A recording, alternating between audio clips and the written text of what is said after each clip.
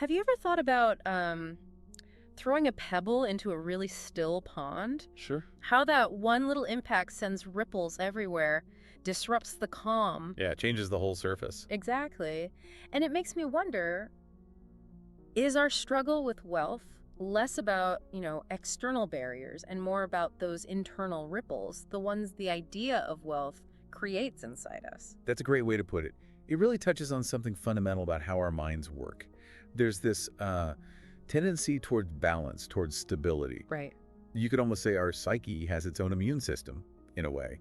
It resists big shifts. Even good shifts, like getting wealthier. Sometimes, yes. Yeah. Even things we think we want. It's not always illogical, though. Often it's, well, a kind of protection mechanism. Okay, and internal resistance. Let's unpack that a bit. Where does that come from, this pushback against even positive change? Well, in psychology, especially Gestalt psychology, we talk about the field. Field. Yeah, think of it as the whole landscape of your experience right now, everything you're aware of, and even what's in the background. Okay. And within that field, there's this constant dance between what's familiar, we call that the ground, and what pops out as new or different. That's the figure. Figure and ground, like looking at a picture, maybe. Exactly. Or like seeing trees, the figures against the background, the ground, the forest. Our minds generally prefer this relationship to be, stable, comfortable. Okay, so sudden wealth. That would be a pretty big figure popping up. A very prominent figure, yes. And it can dramatically shift the balance with our familiar ground. So it's not just, oh, great, more money. It's that this new thing, this wealth figure, might actually destabilize our whole sense of what's normal, our ground. Precisely. And that's where the unease, sometimes even a feeling of threat, can creep in. A threat from wealth. It sounds strange, doesn't it? But wealth can challenge our very sense of who we are, our self-concept. No. Well, it forces us to ask questions we might happily ignore otherwise. Like, who am I with this money? Do I actually deserve this? How are people going to treat me differently now? These aren't trivial questions. They dig deep into our identity. It's like our identity, our ground, is sort of anchored to our current financial reality, maybe. And a big sudden change feels unmooring. Yeah, unmooring is a good word for it. You mentioned an experiment with monkeys. That kind of shows this resistance to things suddenly changing. Ah, yes, the capuchin monkey study. It's quite fascinating. So these monkeys, they were perfectly happy trading tokens for cucumber slices. That was the deal, the norm. Okay, token for cucumber. Got it. But then the researchers started giving some monkeys grapes, which monkeys love way more than cucumbers for the same token. Uh-oh. I can see where this is going. Right. The monkeys still getting cucumbers. They weren't happy. They showed real distress. Some even refused the cucumber, threw the token back, protested. Wow.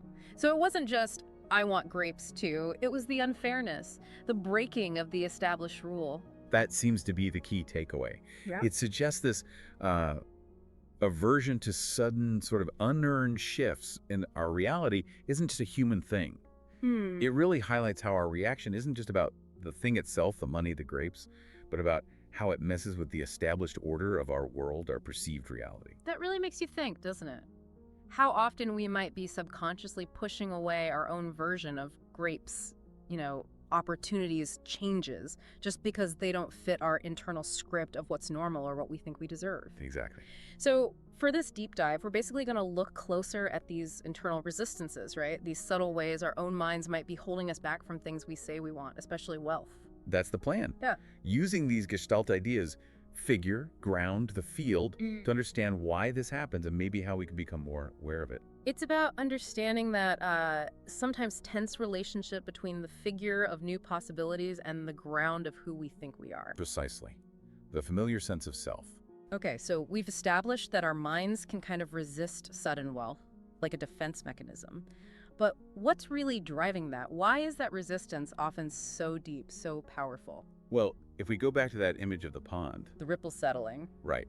Water naturally wants to return to being still after it's disturbed. Yeah. Our psychological systems are similar. They strive for coherence, for things to make sense internally. And sudden wealth doesn't always make sense with our existing picture. It can introduce major incoherence, yeah. It basically forces us to redefine who we are and where we fit. And that's work. hard work. It's like we have this internal self-portrait, and suddenly getting rich is like trying to glue a completely new, maybe jarring element onto it. It forces a reevaluation of the whole picture. That's a great analogy. And integrating that new element, revising that self-portrait, it can feel really risky. Risky how? It might mean taking apart some familiar ways we've structured our lives, our beliefs, even if those structures aren't perfect, even if they're a bit shaky. Like that metaphor used before, the house built on sand. Exactly. We might know the foundation isn't great, but tearing it down to rebuild, that feels scary, maybe even more dangerous in the short term. The familiar, even flawed, often feels safer than the unknown. Even the unknown of being better off. Sometimes, yes, because it's unknown. This ties into something we call unfinished gestalts in Gestalt therapy. Unfinished gestalts. Sounds intriguing. What are those? They're basically unresolved things from our past experiences, beliefs, emotions that are still hanging around in the background. Like old baggage. Sort of, yeah. But they actively influence how we see things now, including opportunities like wealth. There are unresolved issues coloring our present. Can you give some examples? How might these unfinished gestalts relate to money? Think about those common sayings we hear growing up. Money doesn't grow on trees. Hmm. Or maybe rich people are greedy. Or you have to work yourself to the bone for every penny. Right. Those kinds of messages. Even if, as adults, we consciously disagree with them, they can get lodged deep inside, becoming part of that background we talked about. They can subtly shape our behavior, our choices, how open we really are to abundance. Even if we're consciously trying to achieve it, it can lead to, well, subtle self-sabotage. So I could be actively working towards building wealth, but these old beliefs, like background programs, might be tripping me up without me even realizing it. Not often how it works. They operate under the radar, Yeah. influencing our gut feelings, our decisions. Which brings us to a really crucial point. Okay. Beyond the obvious desire for, say, financial security, what are we really afraid of when we think about having significant wealth? That's a big question. Is it just fear of losing it or something else? It's often much more than that. Wealth is rarely just about the money itself. It's loaded with symbolism. Like what? Power. Responsibility, often a lot more responsibility. Potential isolation. Envy from others. Guilt, maybe. Feeling like a traitor to your roots. Wow. Okay. Each of those carries a heavy emotional weight. Definitely. So the fear might not be of the money, but of this whole messy web of what the money represents or what we think it will bring. Right. Can you expand on that, like the responsibility part? Sure. More wealth often means more complex decisions, investments, maybe managing properties, taxes, potentially people relying on you financially. For some people, that extra burden just feels overwhelming, too much pressure. I can see that. And the guilt thing, especially if you came from humble beginnings. That's a common one. Subconsciously, achieving major financial success might feel like you're betraying your family, your community, your past self. It can create a real internal conflict. Like that unspoken worry.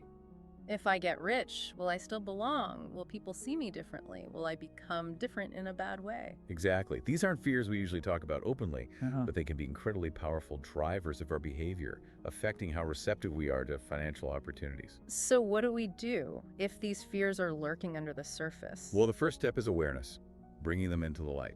And here's a thought. What if we stopped seeing fear purely as an obstacle? And saw it as? What if we saw fear as a kind of signal, a messenger? A signal telling us what? Think of it like an inner compass, maybe. Yeah. Or a lighthouse beam illuminating hidden parts of our inner world. What is this specific fear about wealth trying to tell me? What unfinished business, those unresolved beliefs and experiences, is it pointing towards? So instead of pushing the fear away, lean into it, ask what it's trying to teach you. Exactly. Exploring the fear, not suppressing it, can lead to really profound insights about our relationship with abundance, with ourselves. So the journey towards wealth isn't just about strategies and accumulation out there. No. It's maybe just as much, or even more, an internal journey, understanding and resolving these inner tensions and fears. I believe so. Ultimately, maybe wealth isn't just about having a lot of money. Maybe it's more about a state of internal, let's call it integration. Integration. Yeah, like a harmony, An an alignment between our inner world, our beliefs, our values, our resolved issues, and our outer circumstances. Getting those two in sync. That's a really different way to think about it. So the path to real abundance might not just be chasing the money, but doing the inner work to understand why the idea of that money brings up resistance. It suggests that, yes.